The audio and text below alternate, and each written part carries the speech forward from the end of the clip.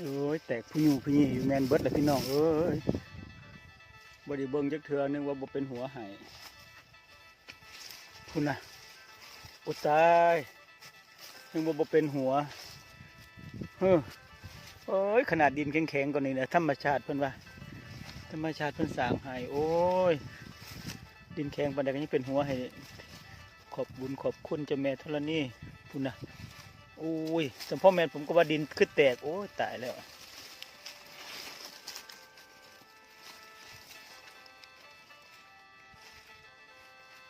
อย่าหักเด้อนะ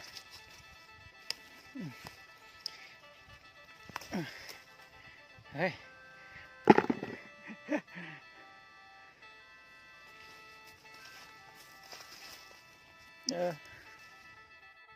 อันนี้คือแปลงมันพี่น้องเอ้ยปลูกมันไว้นะปลูกเสียบไปกันท่านละหนาวผมว่าขุดมันโอ้โหแตกพุยุพี่อยู่พี่น้องเอ้ยไม่ต้องขุดยากโอ้ยโมเมนเสียดดินกินบนระบอโอ้ยเสียบไว้ซื้อก็ได้กินพี่น้องไม่ต้องไปปลูกยากเอ้ยคือแตกพุยุคักเถอะโอ้ยมากลายเป็นพุยุเดี๋ยวจังไดดีล่ะอย่าหักเด้อหักแตกโจโก้นี่ใจละเงา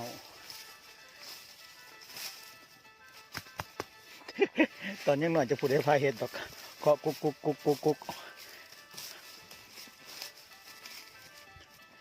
หัวมันใหญ่เป็นไรตัวนี้แต่คือแตกคักแตกแน่เลยพอดีอันนี้เนาะเขาเอิ้นว่าอย่างพอดีหนึ่งใส่เข่าเคยกินบ่พี่น้องหนึ่งเข่าหนึ่งมันใส่เข่าโอ้ยนี่เด้นี่เด้นี่เด้โอ้ยแตกสุกโง่อยู่อันนี้ดูแม่อ้ยยะโอ้ยบ่แม่นเสียดินกินบ่ละบ่หัวใหญ่แท้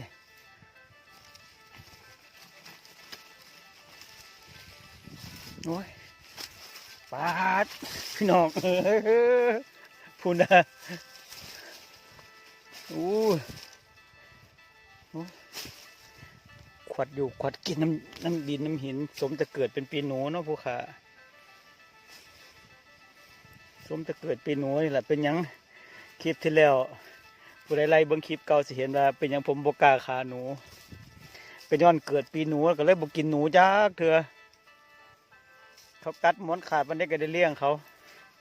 ปีเกิดเจ้าของเฮ็ดบุญไปโอ้โหหัวใหญ่ครับตัวนี้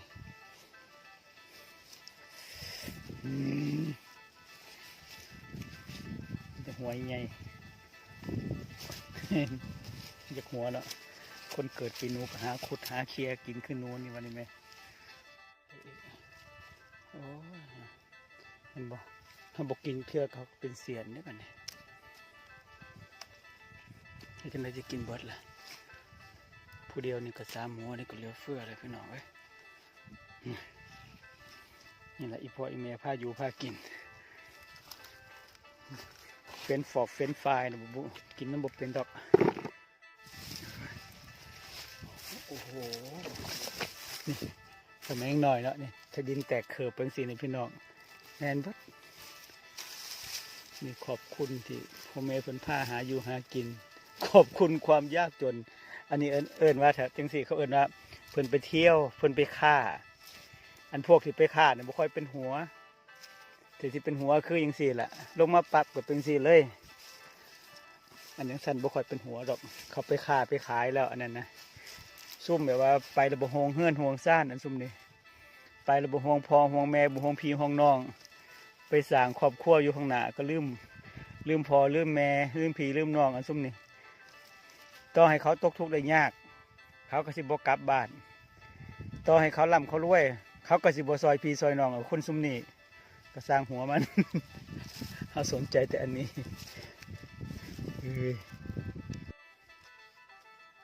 โอ้ซ้ำมาแค่หำนี่ฮะมันโอ้อันนี้นะหูเป็นสิวหมดแล้วนะเห็นบ่อันนี้ละเพิ่นเอิญว่าบกินเถื่อก็เป็นเสียนดิน ฟันไปให้ไกลทันตัวหลายแห้งพี่น้องเอ้ยพุ่นน่ะขึ้นไปฮอดพุ่นบ่ได้กินจักเทื่อบ่ได้ขุดเบิ่งเทื่อกะว่าถ้าหนาวๆหมู่มาแล้วสิย่างผิงไฟแล้วเอาหามีมั่นหมกสันดอกนี่แม่นเบิดสงบสงบอยู่บัดหมู่ก็ได้แต่ติแถลงเว้าคำนั้นคำนี้หมู่ก็ดีหรือว่าเขาบ่อยากเขาบ่ได้มักฟินคือเฮาบ่ฮู้นะผมนี่คือแบบถ้าหนาวๆนี่คือจีเขาจีนั่งพิงไฟคุยกันหรือบอกกะเอิ้นว่าหยังอะหมกมันสมัยก่อนก็มีมันหาในที่เนาะนี่ผมก็ปลูกไว้อยู่มันหักไมโครจกไปเบิดนี่คือแตกทรงงมดีใช่ปะ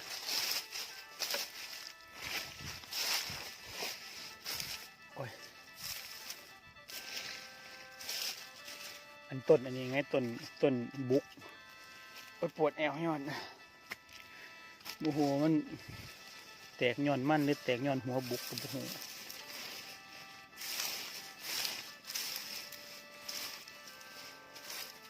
นี่คือแตกดีใช่ปะนี่เครือมันบ่ละคือเป็นตะนี่เลย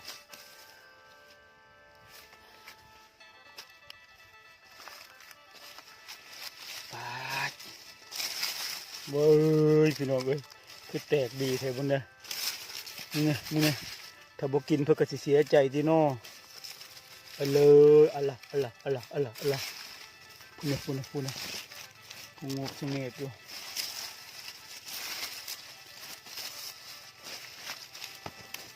โอ้ยหัวนี่จนว่าดันดินขึ้นมาบอกจะเป็นปลูกหรือบ่กินบ่เห็นคากูเลยเนาะเพิ่นสิว่าล่ะปุ้ยเป็นพญาเลยเป็นพญาเลยบ่ได้เปิดเบิ่งจักเทื่อย่างขึ้นย่างลงก็ได้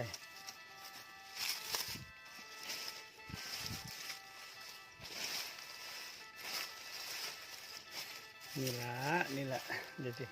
ขอเสียบมังงัดก่อน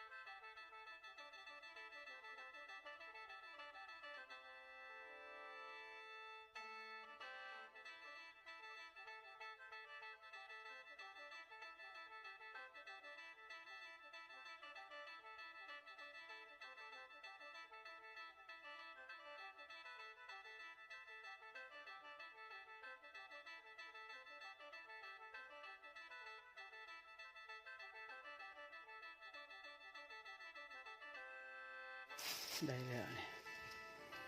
พอดีละเขาหลอกแค่ไหนกินส่วนพี่น้องห้อยแตก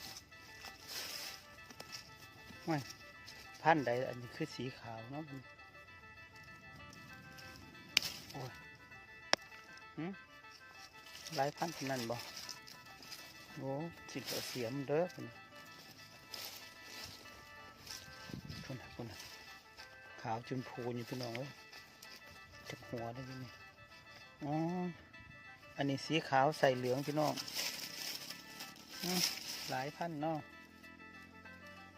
เอาเสียมก่อนพี่น้อง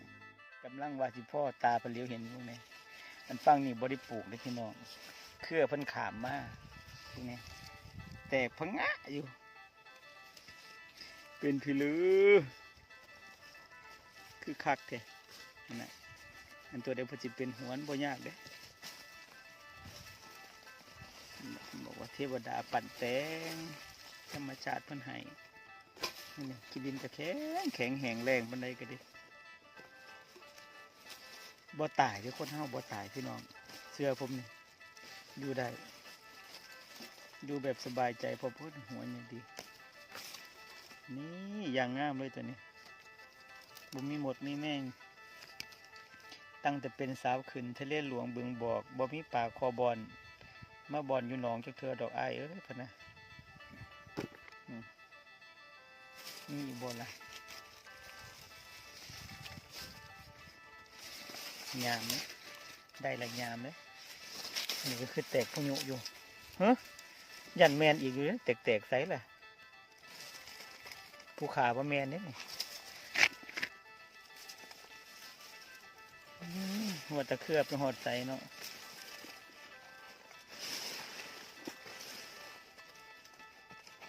ยังไงล่ะนี่ดิมีติงอยู่นี่แต่สิหัวบ่ใหญ่ปานใดดอกคือนี่นะคืออยากหูแท้เบิ่งสีได้สิแสบกว่ากันขุดหลายแก่เหี่ยวไอ้แตกสงบสงเงียบแม่นเบิดได้พี่น้องเอ้ยยังหลายอันที่แตกอยู่หั่นน่ะแม่นเบิดขึ้นไปพุ่นแล้วก็ซ่อนพุ่นอีกพุ่นซ่อนน้ำพุ่นก็มีข้างล่างนี่เป็นเครื่องงานบ่ได้ไปขุดคู่มือนี่คือสิแม่นเสียนดินกินเบิดแล้วล่ะคือบ่มีผู้ใดขุดให้บ่ได้กินมันบ่ง่ายคือตัวนี้มันแตกมันดันดินขึ้นมามันคือดีแท้อันนั้นทำแม่บ้านมาทำแม่บ้านขุดให้ทั้งผลมันรู้สึกว่าดินแข็งอันนี้มันคือสงบสงเงียบดีแท้แค่เขายังหาหมองแตกๆสิผมมาแมนด้วยมันห้อยแยกผมว่าแมนด้วย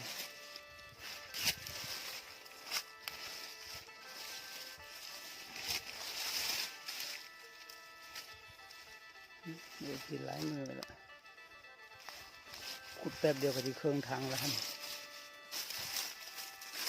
พอได้มกกินหนาวนี่ก็มกมั่นตัวถามถาอาจารย์เพิ่นว่าเดี๋ยวอาจารย์พ่นเดี๋ยวสิออกไปนอนน้ำเด้อดังไฟผิงกันหนาวมกมั่นกินกันเพิ่นว่าเว้ยถาเล่าถาไปถามาจนว่าเสียนดินกินนี่แหละแต่แม้เราเห็นคลิปนี้แล้วก็สิหัวเมื่ออยู่บ่บุละ